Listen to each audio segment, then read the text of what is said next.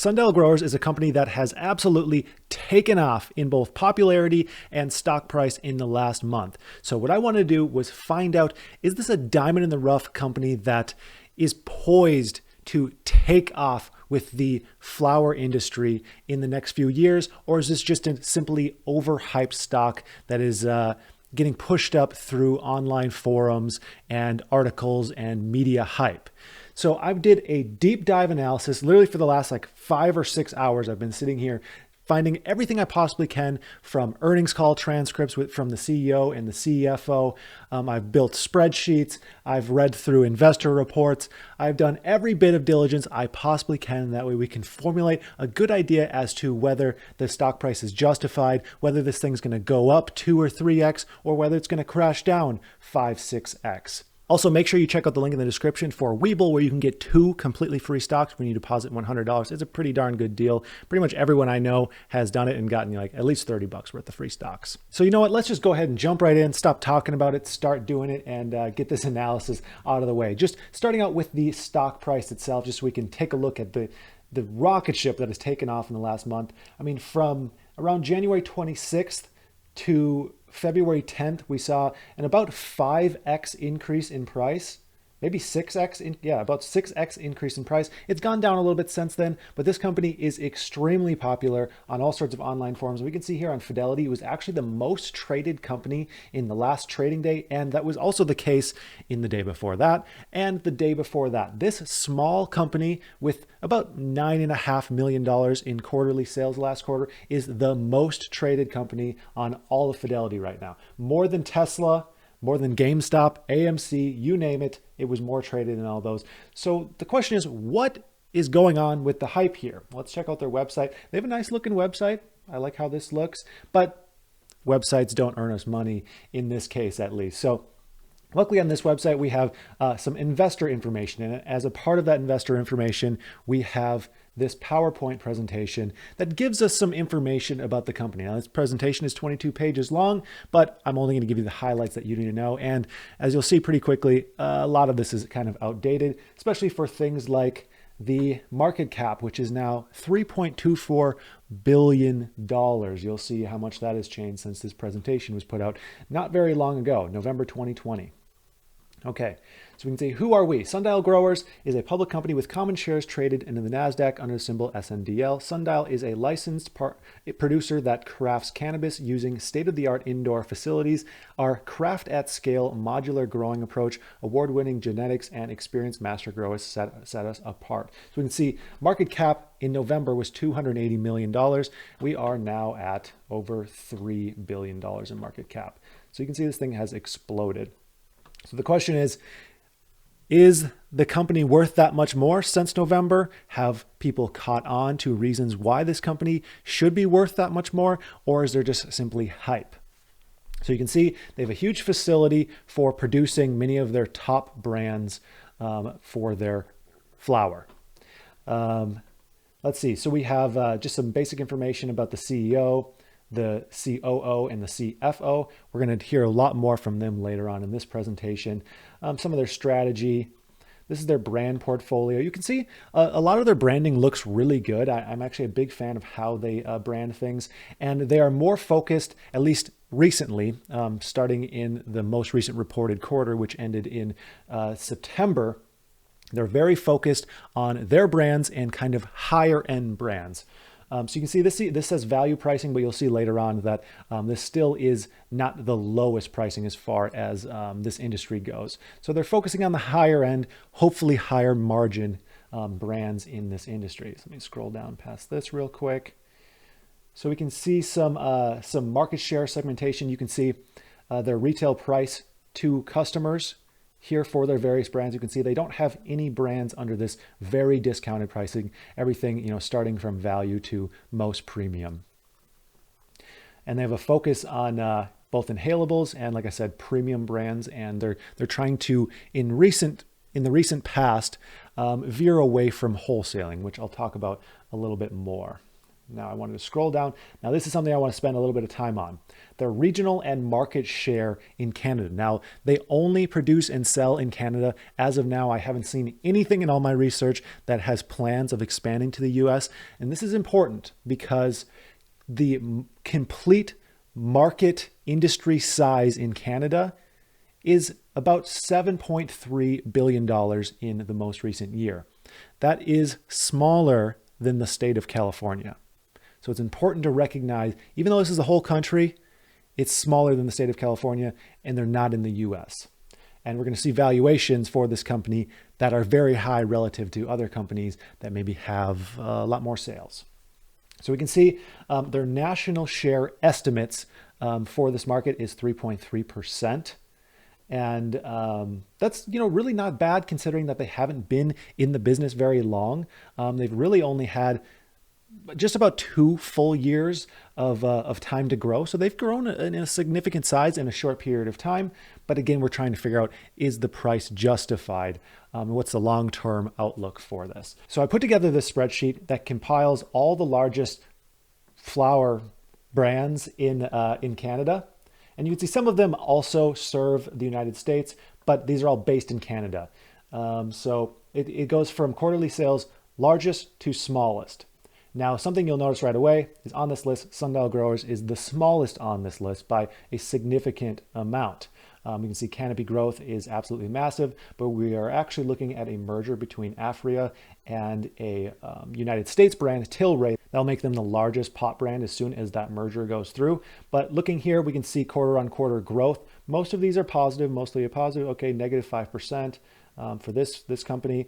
And then we have negative 34% for Sundial Growers in the most recent quarter. So we're comparing quarter 2 of 2020 to quarter 3 of 2020.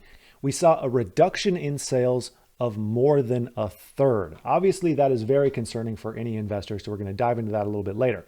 Now we're looking over here at market cap. Okay, this is the share price multiplied by the total number of shares. Basically, how much the market deems this company to be worth in totality. So we can see this top one, Canopy Growth, has the highest market cap, which makes sense because they have the highest sales by a large margin on this list. But then we're going through, there's a little bit of ups and downs. We can see, these two companies have very similar last quarter sales, but Afria has nearly double the market cap. So there's some things that might make you scratch your head going through this list. We can see here we have $15 million in quarterly sales, $123 million market cap. That doesn't seem too outrageous.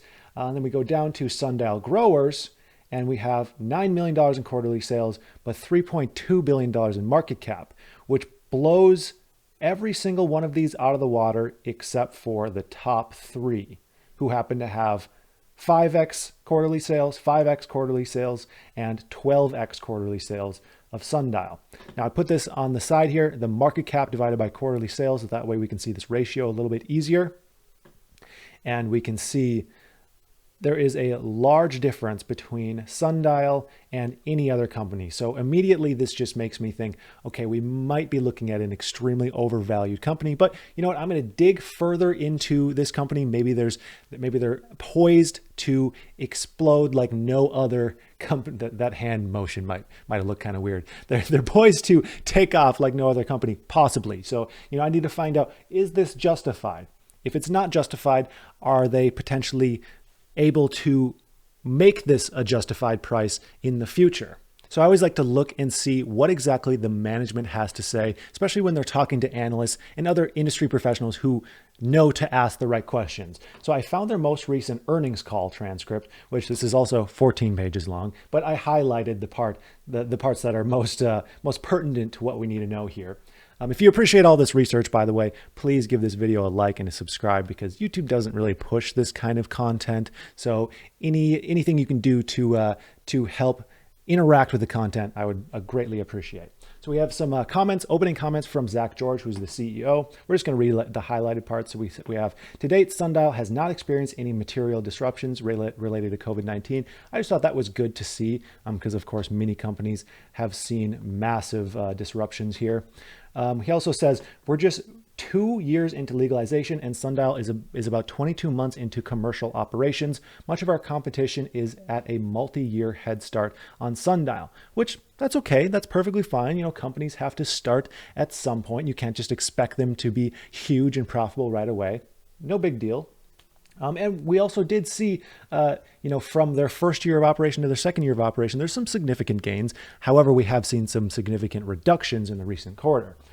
He also goes on to say a total of $100 million in total debt has been eliminated by a year-to-year basis. We also have reduced annualized cash debt service obligations by approximately $31 million. So I highlighted that because I think it's good that they both recognize the debt and they're working to pay it off, and they paid it off in a fairly quick, it's not completely paid off, but they paid off a chunk in a fairly quick manner. And they also said they have $60 million in cash on hand, which is of course good to help pay off future debts and maybe stave through any changes that they're going through with both management and their sales process. Turning to our third quarter results, we experienced a decline in revenue partially due to our transition away from wholesale transactions. However, we're pleased with the progress we've made in terms of operating discipline and cost initiatives. Okay, so we can see that they switched things up a little bit to focus on a different area, and they saw a reduction in sales, but they're saying that's okay, that's kind of part of our plan. So why did our revenue decline this quarter? It's for a few reasons. They feel that the Canadian flower customer preferences are evolving, and there's a bias towards high THC potency. They're seeing all their products on the high end of the spectrum are selling out like crazy, where their lower end products aren't so much. So they want to focus on that.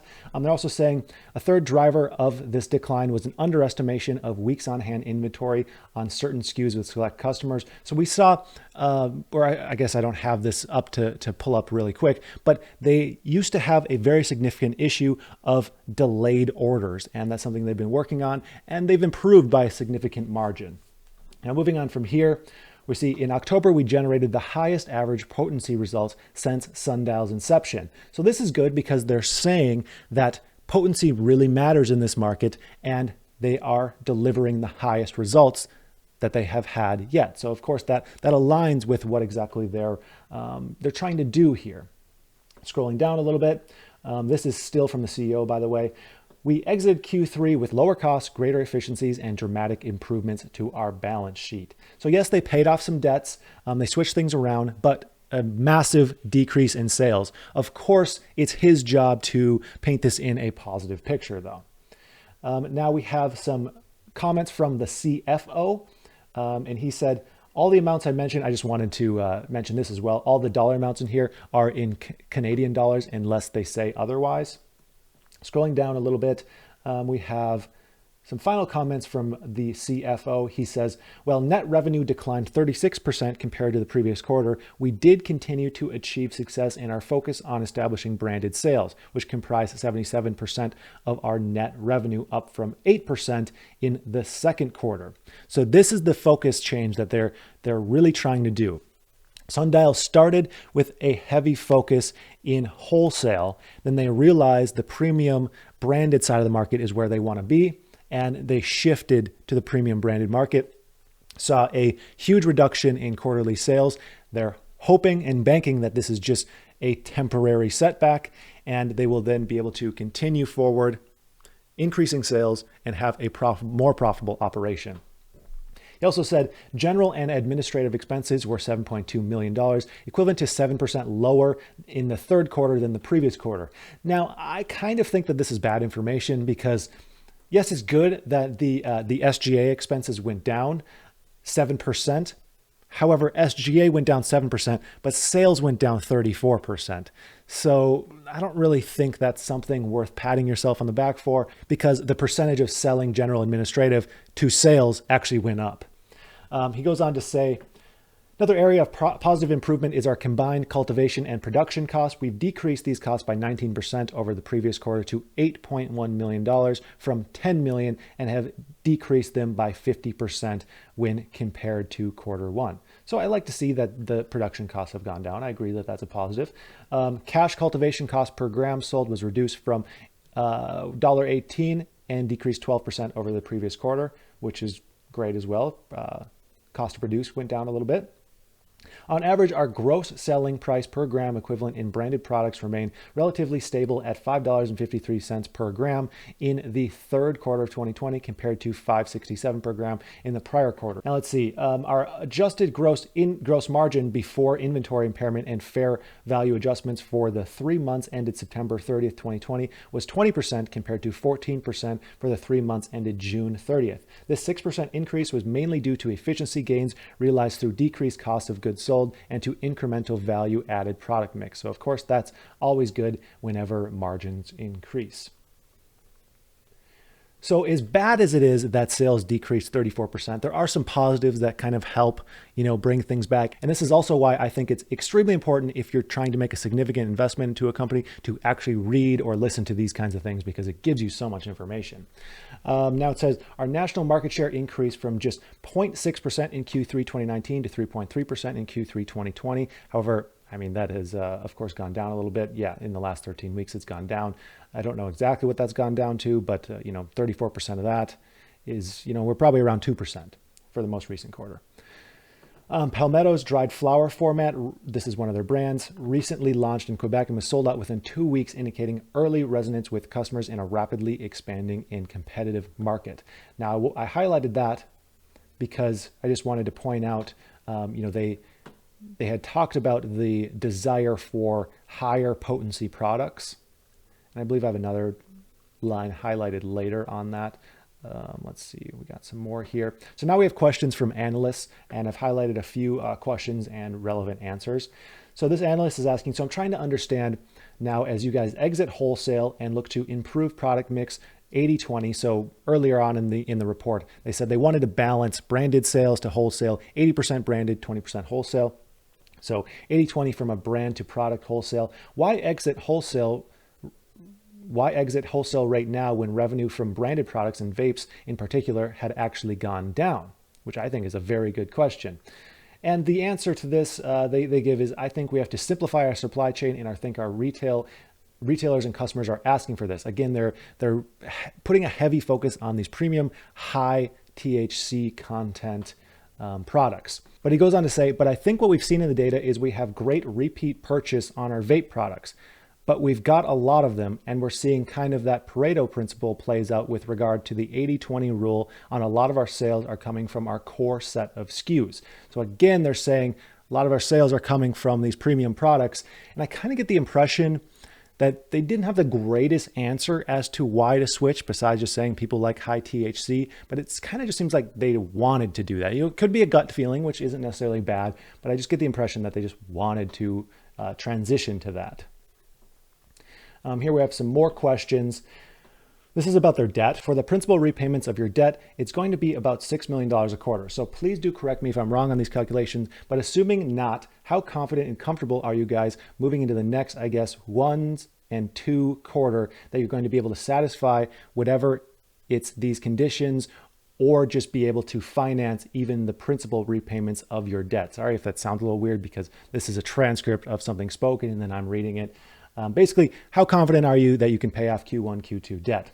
And then the CFO says, I would point to our track record with regards to these matters. I think we've raised and gotten access to more capital than many thought we'd be able to, and also have aggressively started to repair our balance sheet at a pace that has also surprised many to the positive.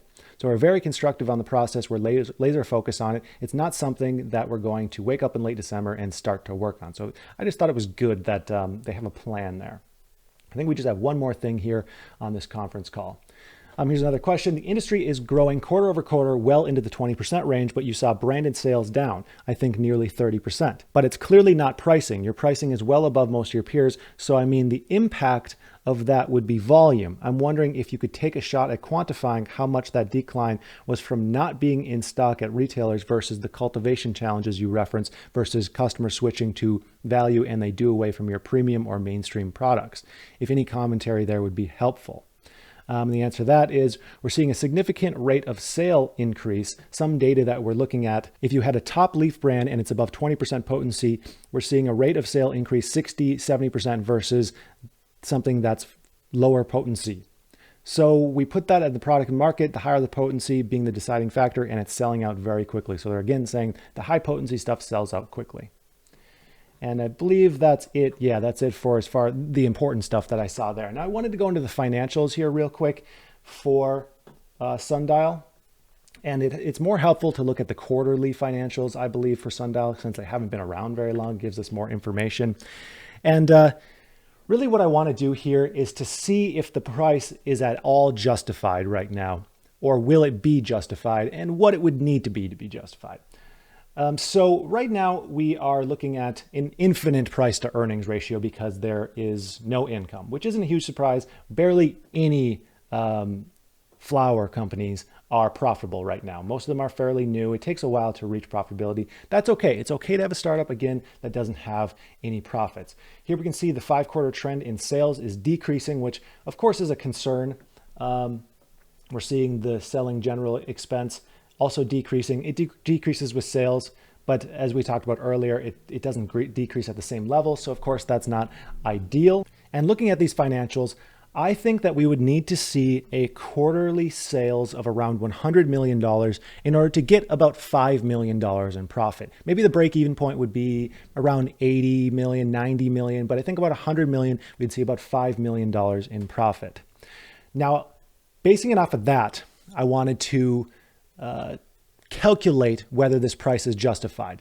So if they were able to 10x their sales and get $5 million in quarterly profitability, that would be $20 million in profitability per year. If the market cap didn't change at all, we're looking at a $3.2 billion market cap, that would be a price to earnings ratio of 162. If sales multiplied by 10, we would have a P to E of 162, which is an insanely high number for a P to E, especially on a relatively simple business like this. So that's obviously concerning. Means the PDE right now is somewhere in the stratosphere. Now, what would it take to get this PDE to a more reasonable level where an investment would actually pay itself off with earnings? So for a PDE of 20 to be hit, we would need quarterly sales of about $200 million, or an increase of 21-fold over where we're currently at. And that's if the market cap didn't change at all. So basically that tells us if you're looking to hold this company long term, you're betting that they're going to be able to increase sales by 21-fold in some reasonable amount of time. So that's the question you should ask yourself. Is this going to increase at least 21-fold in sales and hopefully earnings in at least the near term? Do you trust the management to make that happen? Do you believe the industry is heading that way? I mean, the industry is increasing by a decent clip every single year, but is that even possible? Now, in order for that to happen, the flower industry in Canada sits at right about $7.3 billion. Of course, that's growing, but this would mean in order to hit those sales, Sundial would have to get about 30% market share for their individual brands that they focus on. So the question is, can they take that much market share? And also, can they take it away from all these other larger companies who had a multi-year head start on them? So putting this all together, taking a look at their stock price, taking a look at future growth, earnings, I think that it's an okay company. I don't really see anything necessarily wrong with this company. They're a startup, they're not profitable, but they have, things in place. They have management in place that seems competent, doing a good job. They have brands, they have gross margins that seem okay. However, I just think based on everything, we're looking at a grossly overvalued company as of right now. Right now the share price is around $2.08. Maybe if we saw this decrease by 50 to 70%, it would be a long-term buy that would be betting on a lot of future growth. Right now, we're kind of betting on a miracle to happen in the long term. Now, if you're looking to purchase in the short term, we could see a situation where this price 3x's in the short term, but we also could see a situation where this price goes down by 90%. It's really anyone's guess in the short term. In the long term, I think the odds of this company basically taking the market by storm, of course, is a small percentage because the odds of any company doing that is relatively small. So again, in summary, I think this could be potentially a buy if we saw a dramatic decrease in price. But as of right now, it would just take a lot for the price to be justified as far as earnings go. Now, I hope that was helpful. Of course, this isn't financial advice. I'm just a YouTuber. Do all of your own research as well, please. And I would just like to thank you for watching, and I hope you have a profitable day.